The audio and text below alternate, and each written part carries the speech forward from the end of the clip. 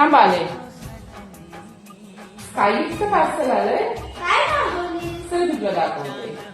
ठीक आहे.